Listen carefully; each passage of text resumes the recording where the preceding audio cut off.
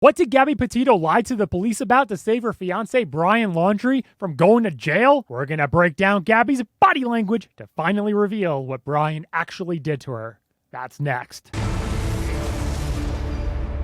And we're back, Shakers. Yes, we're watching the Gabby Petito case closely, so if you're not already subscribed, you may want to do that so you don't miss out on new breakdowns. When Gabby Petito and Brian Laundrie were pulled over by Utah police on August 12, 2021, the officer separated them and questioned them individually. However, as we said in my previous video, we suspected that Gabby may have downplayed and may have even lied a bit to Utah police so her fiancé Brian Laundrie wouldn't go to jail. Her main questioning by police was not in the original body camera footage, until now when they released the second police officer's body camera footage. So we're going to break down Gabby's body language to finally reveal what Brian Laundrie actually did to her that day. Now, let's get started. Hey, how are you? My name's Eric. I'm with Moab Police. This is going to be a little bit more of an unusual video for us because we're going to be talking about the victim's body language and how the victim was lying. But we're talking about it because we need to know what Brian actually did to her. And the way I'm looking at it is Gabby telling me and telling us what actually happened with her body language. And it's up for us to listen to it and to tell the story of what actually happened to Gabby that morning. What's your name? Gabby. Gabby, how old are you? I'm 22. What happened? What's going on?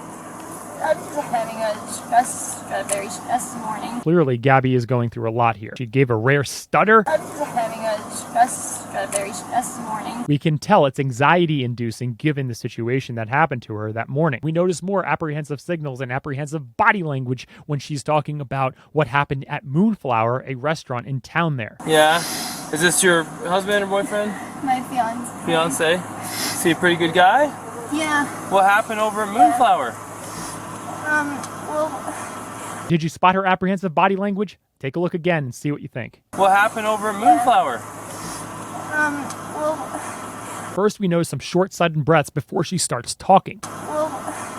She slaps her hands on her thighs, keeping her hands there, and then raising her shoulders. What Gabby's doing here is bracing herself with her hands to talk about this topic.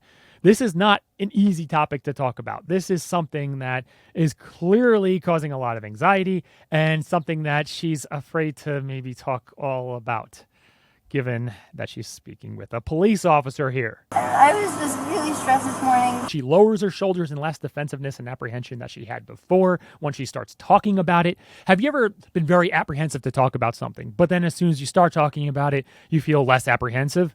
That's kind of like what she's going through here. Trying to get a lot of work done, and I was apologizing to him.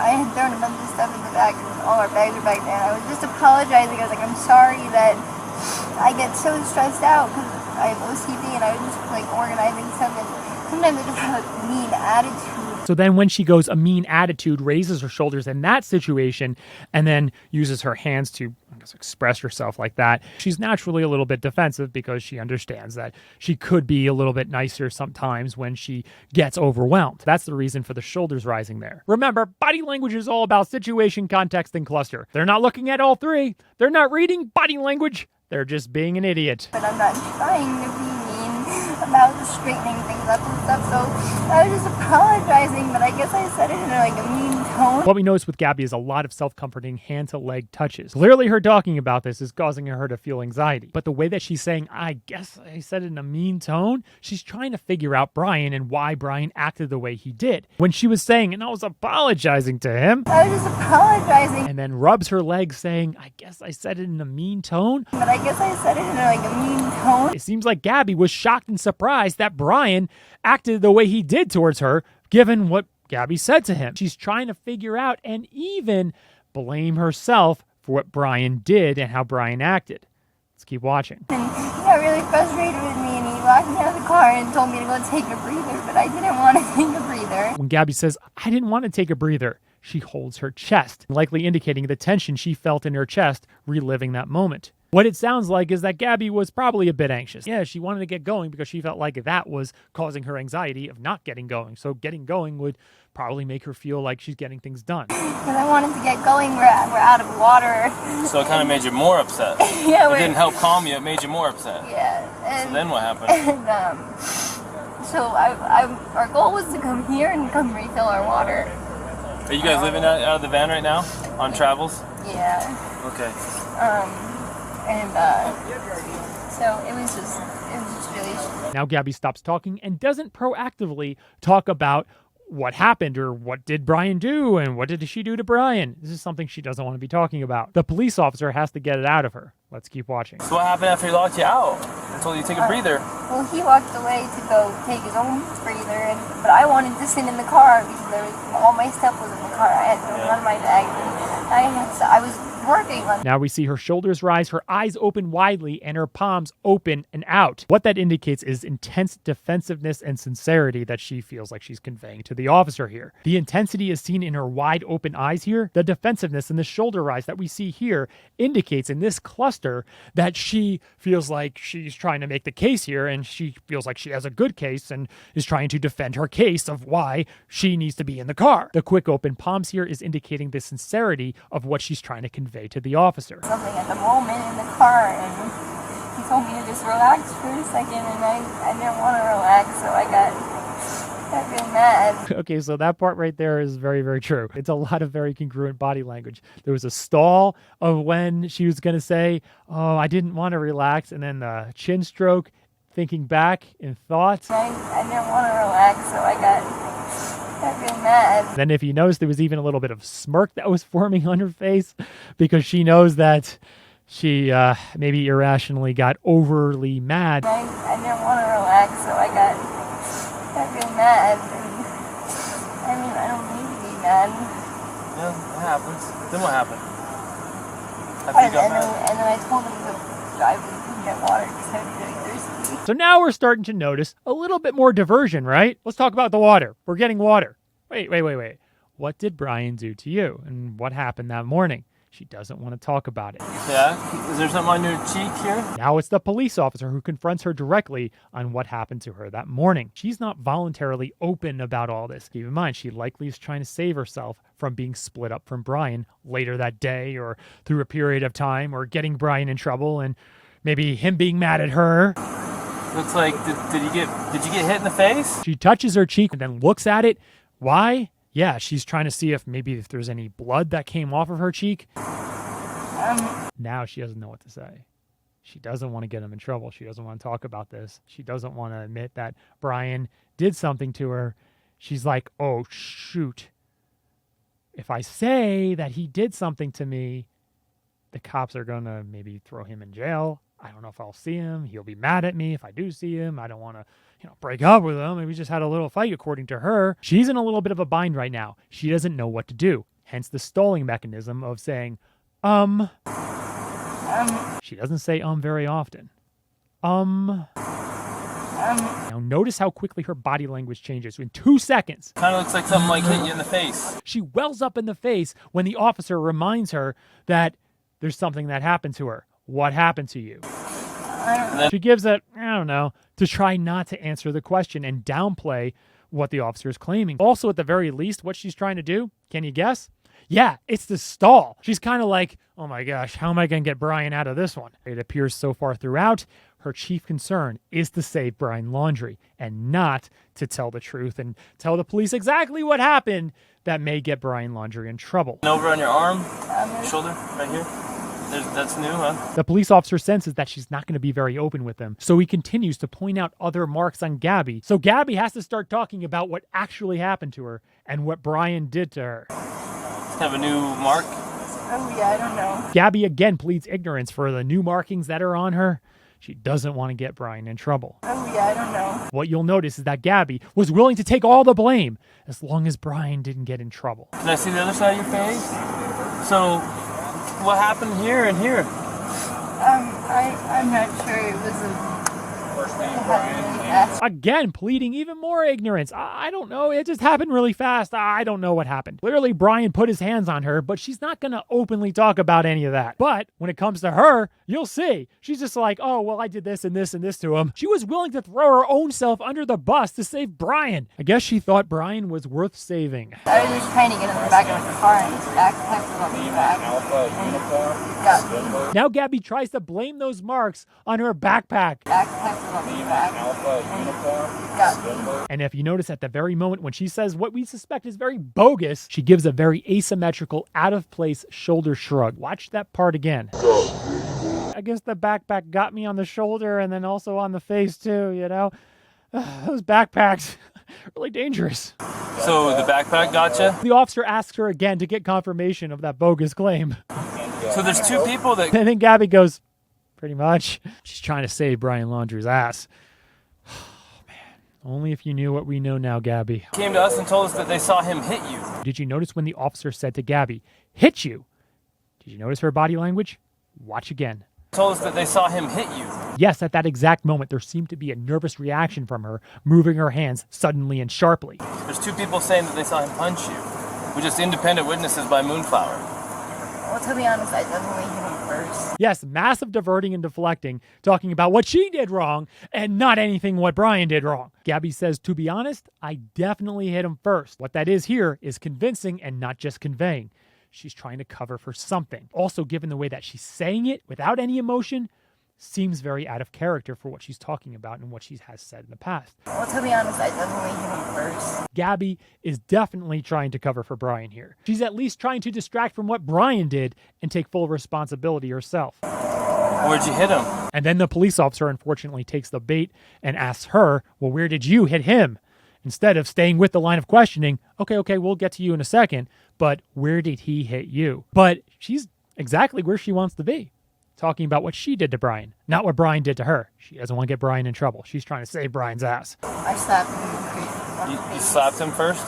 And then what, just on his face? You get to kind of just shut up. Now listen closely to how she says this part here and see what you think. How many times did you slap Bravo, him? Romeo, India, Alpha. Just a couple. And then what? And then his reaction was to do what? I went around him so I wouldn't slap him. Yes, Gabby says what Brian did to her with the tail end of a question. Listen to that part again. I went around him so I wouldn't slap him. She's basically saying to the officer, well, will you believe that he just grabbed my arm so I wouldn't slap him? Is that believable enough? Also, as we'll see later on, she gets very emotional to think that they can be separated and one of them is going to go to jail. She doesn't want to be away from Brian. Now notice her body language right here. See what you think. He just grabbed you? Yeah. Did he hit you though? I mean, it's okay if you're saying you hit him, and then I understand if he hit you, but Yes, she looks away in thought and sucks in her lips tightly. Very rarely. We haven't seen much of her do that before, right? All of a sudden, she's doing that here right now when the officer's asking her if he hit her. We sometimes suck in our lips to feel like we're locking in the truth. Also, the lip suck is very self-comforting because our lips are very sensitive.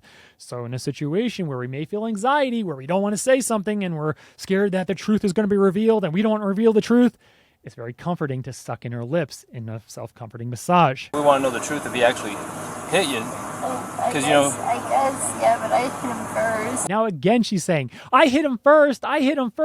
Put the blame on me. I hit him first. She's trying to divert away any questioning of what Brian may have done to her to save Brian. Also, if you notice the way that she's saying first, did you catch that? We want to know the truth if he actually hit you. I 'Cause, you know- guess, yeah, but I hit him first. You know why she's doing that? Yes, begging to the police officer that it's all her fault. I did it first. She wants the police officer to go along with her diversion to put it all on her because she says that she did it first. And to be able to save Brian over there. Guys are definitely going to get into it. Where did he hit you?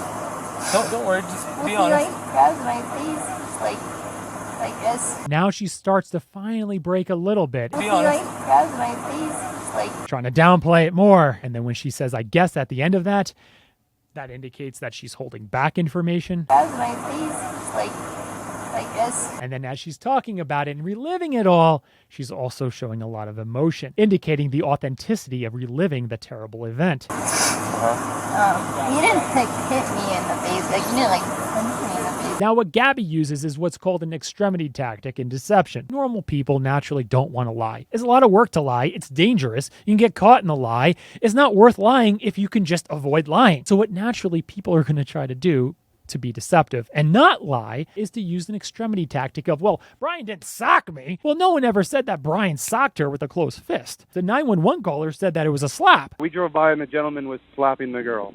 He was slapping her. Yes. A male hit a female domestic. He got into a white Ford Transit van. They didn't say it was a closed fist. Also, if it was a closed fist, you would see a lot of black and blue on Gabby. But she uses that extremity tactic to say that, well, he didn't sock me at least. Well, I mean, come on here. He didn't do that. To come across as more honest. So she doesn't have to worry about a body language or worry if the police is going to buy it or lying to the police. Always be aware in your own life of extremity tactics. Maybe you ask your kid, did you have a party in our house when we were gone this weekend? What do you think? I had 500 people over or something? No, of course not. No, he didn't have 500 people. Maybe he had 100. See, he's able to deceive without specifically lying. It's a lot easier to get away with that than a bold-faced lie. No, Dad, I did not have a party this weekend at all in any capacity and anything imaginable when you were away. No, not at all. That's a lot harder to get away with. Did he slap your face or what? The police officer specifically says, did he slap your face or what? Now notice what Gabby says here. Well, like, he, like, grabbed me, like, with his nail, and I guess that's why it looks... I definitely have a cut right here, because I can feel it when I touch it, it burns. Yes, Gabby diverts and does not specifically say no to that question the police officer asked her. If it was definitely no, it wasn't any type of slap or anything like a slap, she would say no. She didn't say no. Well, like, he, like, grabbed me, like, with his nail. She starts talking about what she can talk about. Holding her face. I definitely have a cut right here because I can feel it when I touch it, it burns. And the mark on her face burns because of the salt of crying, so it naturally hurts more. But what's interesting is to actually leave a mark on someone's face, you have to be really holding someone's face tightly and really be digging in on their face to leave that kind of mark. This was digging in, grabbing, and latching on with his fingernails into her face. Okay. So has he been drinking? No, we don't drink. Okay. Instead of the police officer asking Gabby more specifics of what Brian did to her, you just kind of oh, okay, that's enough, and I'll just ask you some other question now. Wouldn't you want to know a little bit more about this? And clearly that she didn't want to talk about this, and clearly she's apprehensive to talk about any of this. She's probably still holding back a whole bunch that the police officer didn't get out of her yet. And he just kind of stops there, which is unfortunate because clearly Gabby is apprehensive to talk about it.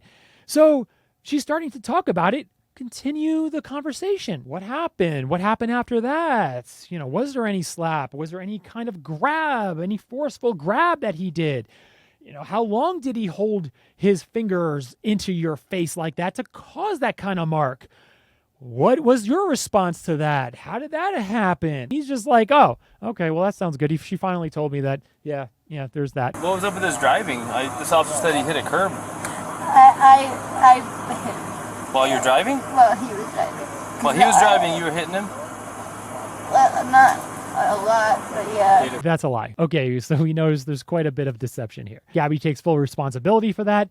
But the thing, when she does take full responsibility, it's quite odd, isn't it? When Gabby takes responsibility, she closes her eyes.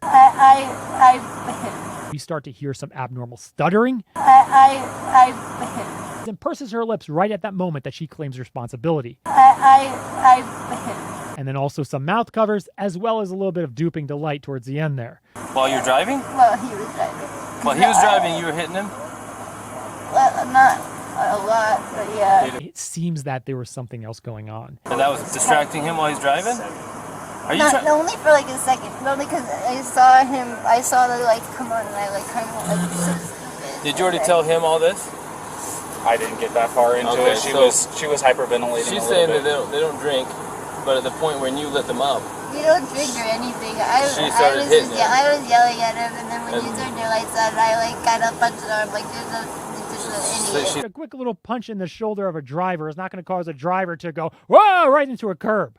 No, there was something else going on between them. If I had to guess, it was not like, oh no, Gabby, the police officer behind us. We need to make sure we pull over. Don't distract me while I'm driving. We hit a curb. No. There was something else going on where Brian did something back to Gabby, probably also losing his focus and concentration, and Brian's hands went off the wheel for a second, causing him to hit the curb. It makes no sense that one little punch is going to cause the driver to swerve all the way into a curb. The thing was why he hit the curb. You said it was a Gabby? Yeah. I'm sorry, I'm really bad. It was Gabby? Yeah. Okay. You okay, Gabby? Do you have medication for anxiety you take or anything? No. Do you take any medication for any... I just do yoga and try to meditate and stuff?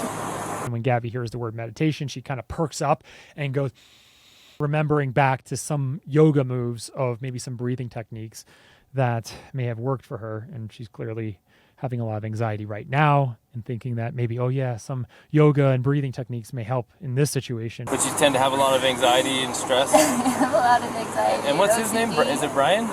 Is he usually pretty patient with you? Yeah, but it just makes me upset. I know that he definitely gets frustrated with me a lot because I have a lot of anxiety and he definitely has anxiety too. Did you notice that she said he definitely has anxiety too? Watch that part again. He definitely has anxiety too. Yeah, clearly Brian is not the cool, calm, and collected and just, very appeasing type of guy that we saw in the police body camera footage. I'm so sorry. I'm sorry about that. I'm sorry about that. I'm sorry about that. I'm sorry about that. I'm sorry. I want to apologize. There's clearly a side of Brian that police didn't see that day. They saw Brian Laundrie having an argument with the staff in this Mexican restaurant in Jackson, Wyoming. I said, this guy is creeping me out. I remember those were my exact words because his temper, you could feel it. Well, that could be a bad combo if you both have anxiety.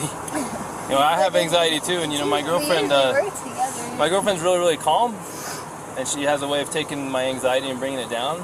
But my ex-wife, that's why she's my ex-wife, I'm just sharing, I know it's a little personal, but to help you understand, we would feed off each other's anxiety and it would spiral. You know what I mean? And it doesn't matter how much I loved her. It may be bad for your soul. Just saying. Now notice what the police officer warns Gabby of. See what you think. I'm not telling you what to do with your life, but if you know you have anxiety, look at the situations you can get in. You know what I mean? Yeah. And we're not here to be mean to you or anything. Well, you know, there's a first time and then it usually... Yes, he tries to warn Gabby that, yeah, there's a first time and usually it escalates. We'll go see what Brian's saying, but I think you've heard everything now. Normally we take people to jail, but he's trying to work it so you can just have the van. Now watch how upset Gabby gets, even just with the thought of being split up from Brian. Tomorrow... I don't want to be separated. You gonna have anxiety? Yeah, no, we're a team, please.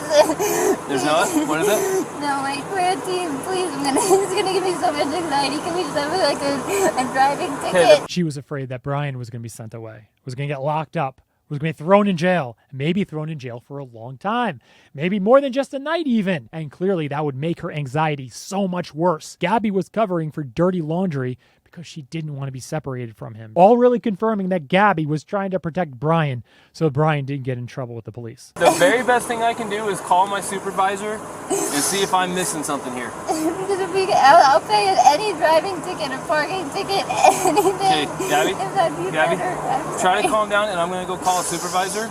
But I don't think that there's much I can do, but let me see if the supervisor can tell me something I'm missing to make this not happen. I can't be alone for a night. I couldn't handle that. I'm sorry. Just give me a minute, okay? Brian gets let off free and even gets a nice hotel room so he can watch Netflix in his underwear. All right, Brian, couple things. Couple things.